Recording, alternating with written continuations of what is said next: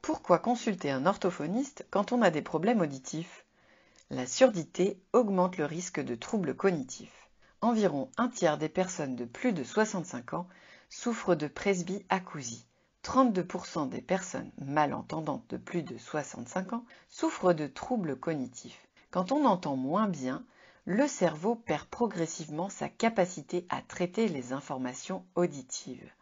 C'est pourquoi il faut rapidement consulter un ORL pour diagnostiquer la surdité, un audioprothésiste pour régler les aides auditives et enfin un orthophoniste pour mettre en place un bilan orthophonique de la communication et éventuellement un suivi. Les aides auditives. Les aides auditives ne fonctionnent pas comme une paire de lunettes. Elles amplifient tous les sons, les bruits comme la parole. Les réglages sont maintenant beaucoup plus perfectionnés. Le cerveau a perdu l'habitude de traiter les sons les moins forts. Une période d'adaptation sera nécessaire avant de s'y réhabituer et d'y mettre du sens. Cette phase d'adaptation sera d'autant plus longue que la perte d'audition est ancienne.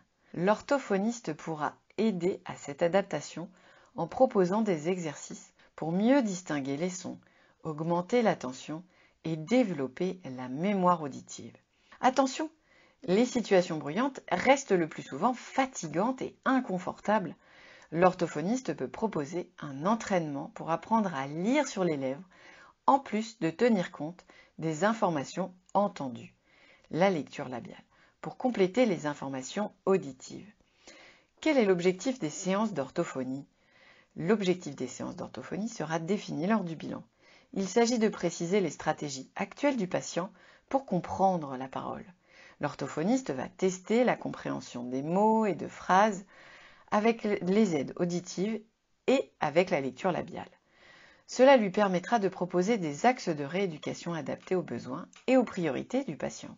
Une fois les objectifs définis et avec l'accord et l'implication du patient, l'orthophoniste va proposer un travail de discrimination auditive et ou un travail de lecture labiale en fonction des besoins.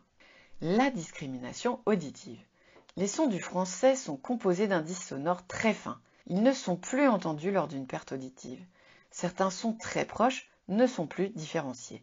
Le travail de différence entre les sons peut permettre, grâce aux bénéfices apportés par les aides auditives, de différencier les sons et des mots proches auditivement, comme par exemple tasse, case. La lecture labiale.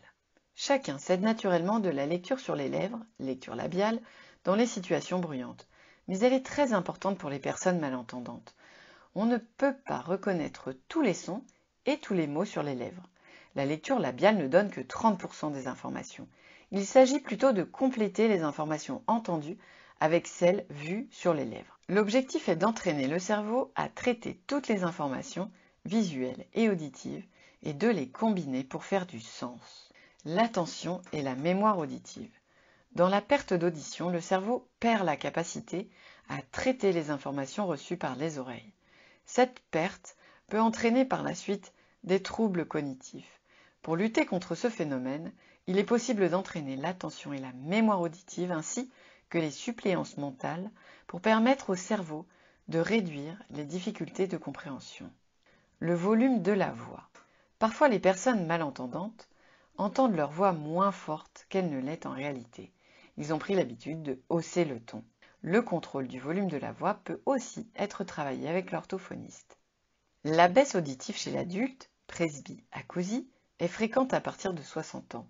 Le cerveau peut alors perdre sa capacité à traiter les informations auditives, ce qui peut entraîner des troubles cognitifs.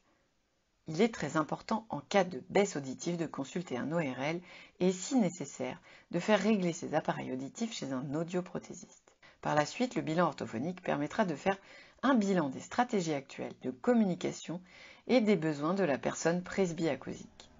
La rééducation orthophonique permettra alors, si nécessaire, d'accompagner la période d'adaptation aux appareils auditifs, de développer la lecture labiale et d'améliorer la finesse de perception des sons de la parole pour optimiser la compréhension et enfin entraîner la mémoire et l'attention auditive.